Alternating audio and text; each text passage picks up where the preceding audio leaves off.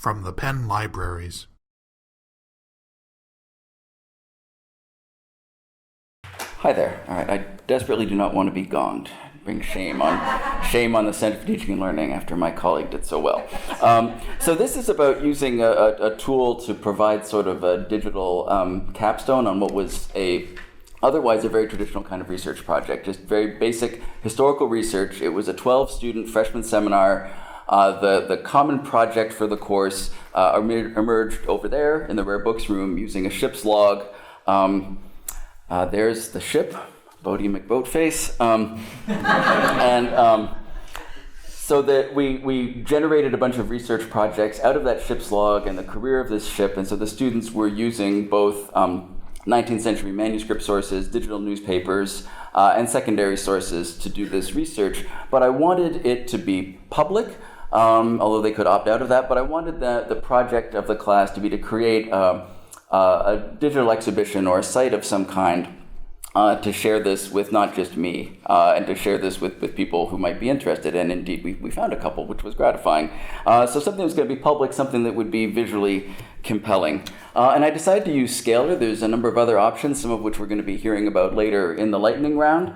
But I had a very good experience using this. It's a tool out of USC. This is what it looks like for the reader. There's just a table of contents.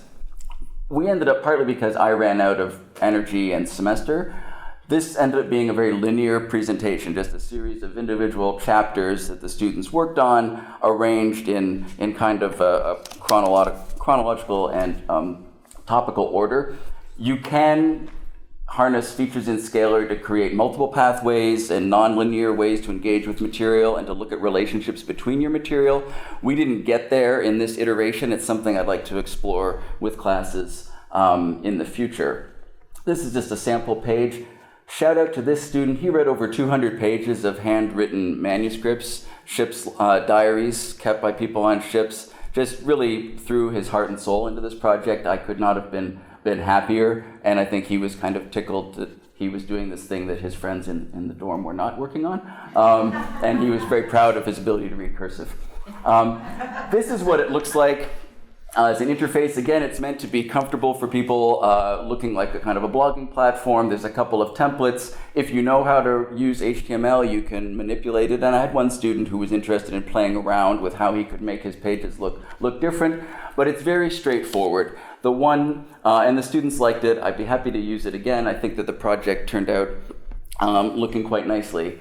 And the thing I found was how to balance the instruction to equip them to do the research, making time for the research, and then having time to actually build the site and think about it. It was just, I wish I could have had a year. And I don't know how to solve that, but I've run out of time.